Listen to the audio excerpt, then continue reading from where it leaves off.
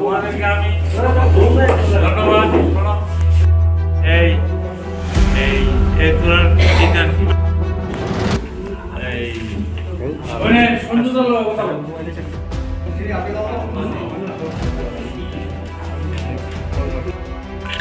Hello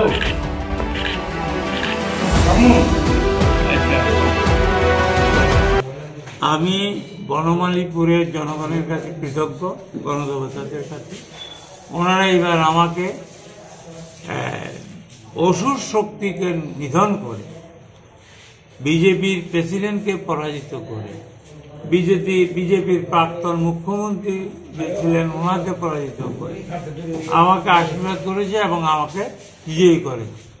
তার জন্য আমরা বিধানসভার পরে আজকে আমরা বসছি। আমি এলাকার জনগণকে আমি কৃতজ্ঞতা জানাচ্ছি এবং অভিনন্দন জানাচ্ছি।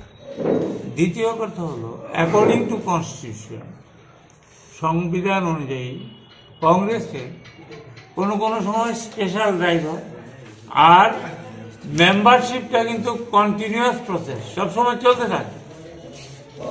এটা ত্রিপুরা প্রদেশ কংগ্রেস একটা ইনিশিয়েটিভ নিয়েছে, সারা ত্রিপুরায় যে মেম্বারশিপ করবে। আমরাও যা আগে স্পেশাল ড্রাইভে করেছি, যেমন খালেদা যখন প্রেসিডেন্ট হয়েছে আমরা স্পেশাল ড্রাইভে মেম্বারশিপ করেছি। এখন বাকিটা আমরা প্রদেশ কংগ্রেসের সিদ্ধান্ত মোতাবেক আমরা করব। এর তৃতীয় হলো, এই বিজেপি সরকারের বিরুদ্ধে আমরা কংগ্রেস একটা হোয়াইট পেপার আমরা করেছি প্রদেশ কংগ্রেসের পক্ষ থেকে। 17টা আমরা দাবি দেওয়া এবং তাদের ব্যর্থতা নিয়ে আমরা বাড়ি বাড়ি লঞ্চ করব।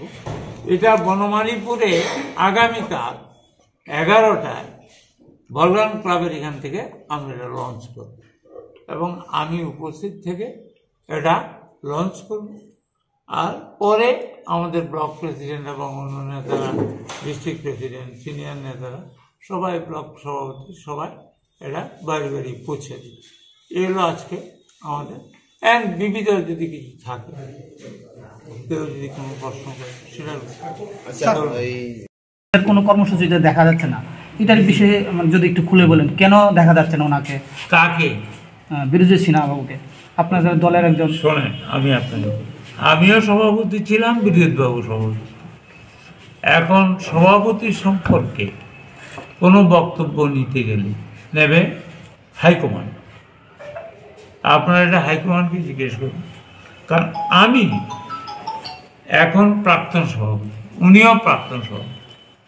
উনি কেন জয়েন করছেন না আজকে আমাকে আপনি বলবেন, আমি নিশ্চয়ই যদি দেখা কথা বলবো। এমনি কি দলে কোনো সমস্যা রয়েছে কি?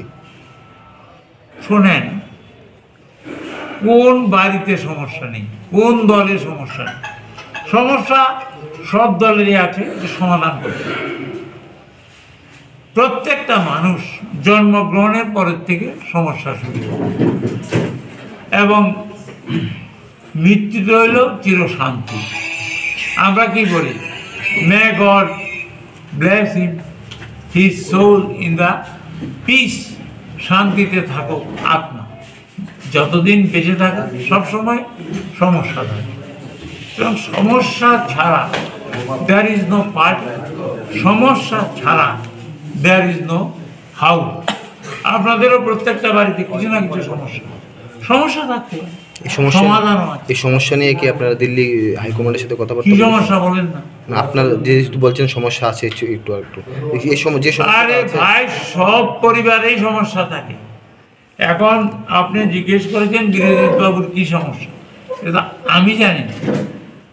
বিরোধীবাবু তো আমাকে জিজ্ঞেস করে কথা বলে না, আপনার বিরোধীবাবুকে জিজ্ঞেস করেন আর এআইসিসিকে জিজ্ঞেস করেন, অল ইন্ডিয়া কংগ্রেস কমিটি। আমি আগেই বলি, আমার অধিকারের বাইরে কোনো মন্তব্য আমি করব না। উনি তো বললো যারা এখন কংগ্রেস চালাচ্ছে তারা অন্য পার্টি থেকে এসে কংগ্রেস চালাচ্ছে, আগে অন্য পার্টিতে। শোনেন, কাস্টেল ক্লিয়ার।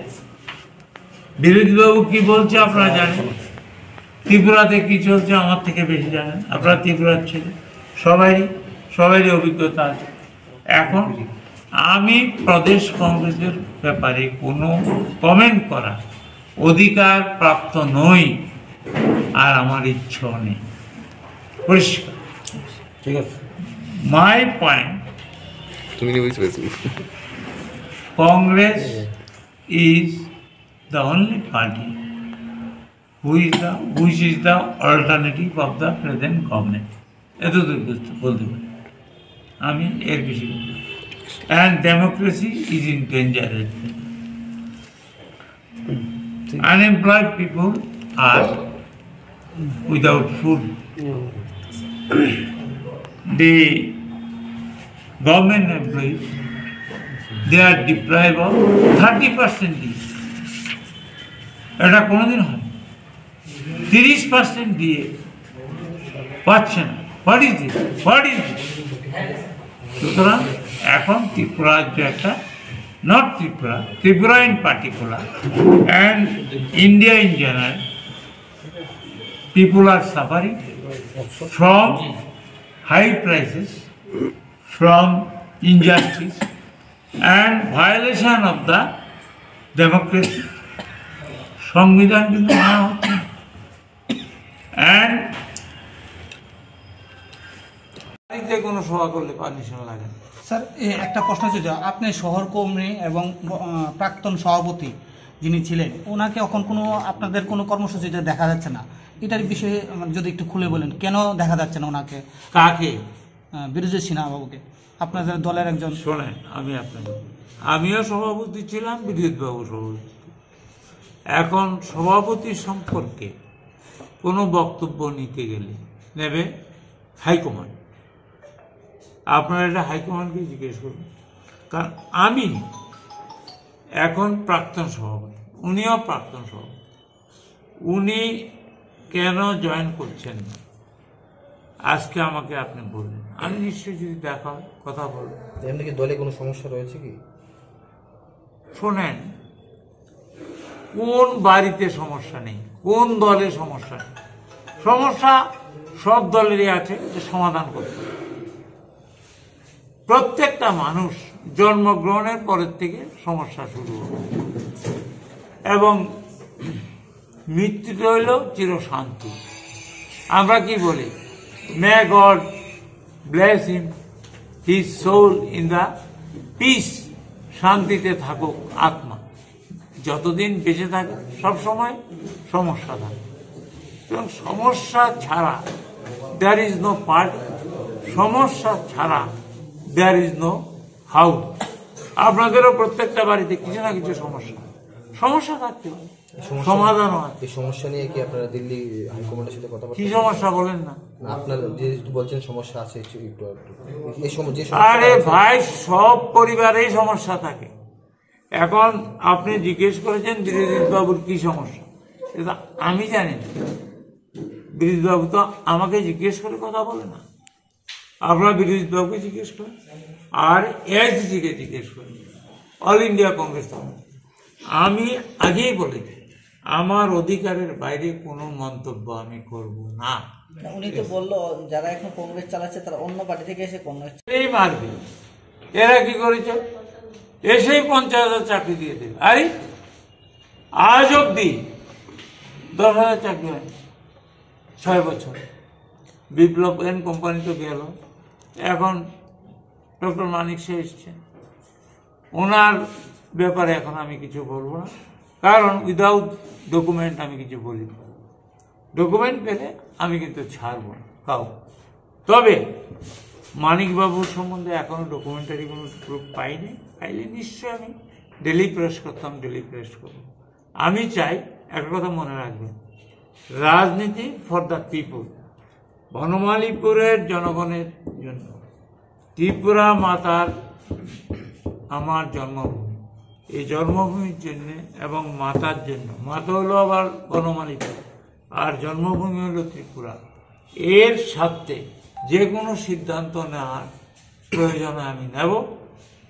হয় তার বয়স তো মোটামুটি হয়েছে, সিনিয়র সিটিজেন, একদিন তো মরতে হবে, কিন্তু এটাকে আমি ভয় করি না। আমি প্রতিবাদ করেছি, করব, বিধানসভায়ও করব, বিধানসভার বাইরেও করব। কাউকে ছেড়ে দেওয়া হবে না। ভুলে গেলে চলবে না। লালু প্রসাদ যাদব এক সময়ের কিন্তু দাপটে মুখ্যমন্ত্রী ছিলেন, উনিও কিন্তু জেল খেটেছিলেন, এমন মনে পেরোলে আছে। তারপরে হরিয়ানার মুখ্যমন্ত্রী জেলে আছে, জয়ললিতা জেলে গিয়েছিলেন।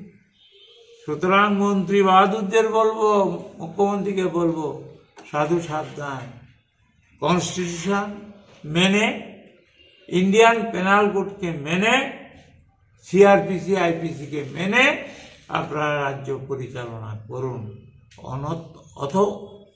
অনর্থক মানুষকে হয়রানি করবেন না, তাহলে কিন্তু ভবিষ্যতে আপনাদেরকে জনগণ ক্ষমা করবে না। স্যার আপনি বৈঠক আপনার এলাকার লোকদের এই নির্বাচনে তো আপনাদের ভরাডুবি, ঠিক আছে, কোথায় ভরাডুবি? সিপিএম এর সঙ্গে জোট হয়ে, তো সেই বিষয়ে কি আলোচনা হবে এখানে? শোনেন, আমি আপনাকে বলি, আমি হলাম একজন বিধায়ক। জোট যেমন ইন্ডিয়া অ্যালায়েন্স হচ্ছে, এটা হাইকমান্ড করছে, এআইসিসি। এই যে জোট হয়েছে, এটা আমাদের হাইকমান্ড, সিপিএম এর হাইকমান্ড বসে করেছে। এটার ব্যাপারে তো আমি একজন চুনোপুটি, আমি তো কমেন্ট করা উচিত না। যেহেতু আপনি বর্ষিয়ান, এখানে কংগ্রেস, আরে বর্ষিয়ান হলে তো আইন ভাঙতে পারবো না। এটার জন্য জবাব দেবে এআইসিসি, বলবে এআইসিসি প্রতিনিধি বলবে। আমি এই ব্যাপারে আদার ব্যাপারে জাহাজের নিয়ে আলোচনা করতে কদিন আগে নির্বাচন গেছে বিধানসভার কয়েকটি রাজ্যের ভিতরে, তাতে দেখা গেছে কংগ্রেসের অনেক বড়ডুবি হয়েছে এবং হার হয়েছে। সেই বিষয়ে কি এখন এটা থেকে কি ত্রিপুরাতে কোনো প্রভাব পড়বে সামনে লোকসভাতে? দেখুন, আমি আপনাকে, আপনারাও ত্রিপুরার লোক, আপনার বাজার থেকে জিনিস কিনে, আকাশ ছোঁয়া জিনিসপত্রের দাম, অ্যান্টি ইনকামবেন্সি। মোদিজি বলেছিলেন বছরে 2 কোটি চাকরি দেবে। এই 6.5 বছরে প্রায় 90 লক্ষ লোকের চাকরি গেছে। কোথায় দেবে, কোথায় রাম রাজা হবে? রাম বনবাস গেছে। তারপরে কর্মচারীদের দিয়ে নেই। রেগার বলেছে যে 340 টাকা, 227 টাকা। তারপরে কমিশন নিয়ে নেয় তাদের হারমাত বাহিনী, তবে টাকা পায় না। রেগার টাকা 1/4 এই বাজেটে, 1/4 গতবারের থেকে 4 ভাগের। সুতরাং in all respect, India in Tripura in particular and India in general deprived of having their legitimate right. এখন গণতন্ত্র বিপন্ন। 136 এমপি, এই যে 75 বছর ভারত স্বাধীন হয়েছে, তারপরে কোনো পার্লামেন্টে 136 জনকে সাসপেন্ড করেছে। 36 জন, 136 জনকে এক্সপেল করেছে। আপনারা কোনোদিন পেয়েছেন? আমি তো আমার 52 বছর রাজনীতি পাইনি। মেবি 36, মেবি 46, এটা কালকে আরো বাড়তেও পারে। বিরোধীদের ওয়ার্কআউট করার পর আপনি উইদাউট ডিসকাশন যদি কোনো আইন পাস করেন, it is detrimental to the interest of the democracy. গণতন্ত্রের প্রতি এটা বিশ্বাসঘাতকতা এবং এটা ষড়যন্ত্র এবং ক্ষতিকারক।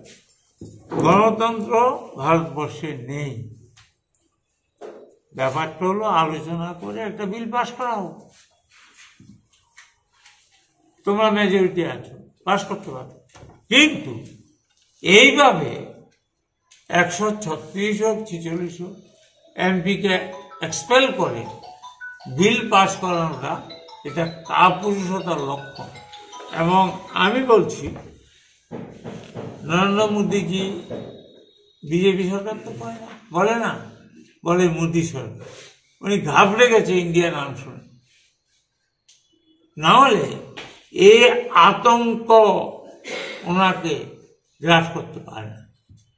আমি কিন্তু নিউট্রালি বলছি, this government is harmful for the nation, this government is harmful for the constitution. আজকে আমাদের সংবিধান বিপন্ন। Speak the truth. অনেক সাংবাদিককে এই যেমন 10 বছর 8 বছর জেলে পুরে রেখেছে উইদাউট এনি চার্জশিট। মহারাষ্ট্রের আছে, দিল্লির আছে। আপনারা যে সাংবাদিকতা করেন, আপনাদের কাছে খবর আছে। আমি বলব যে এই সরকার জনগণ পরিবর্তন চায়। আমরা যে আজকে হেঁটে এসেছি, আমরা মানুষের মুখ দেখেছি, সবাই কিন্তু খুশি। ওদের কথা হলো আরো আন্দোলন করা, উই আর উইথ ইউ, আমরা তোমাদের সঙ্গে আছি। সুতরাং আমার বক্তব্য হল government of the people, by the people, for the people. It is not maintaining in India. পাবলিকের জন্য সরকারটা না, সরকারের হিটলারিজমের জন্য হইল মানুষ। মানুষকে ওরা মানুষ বলে এই করে। এই যে আপনারা দেখুন, এদের 2000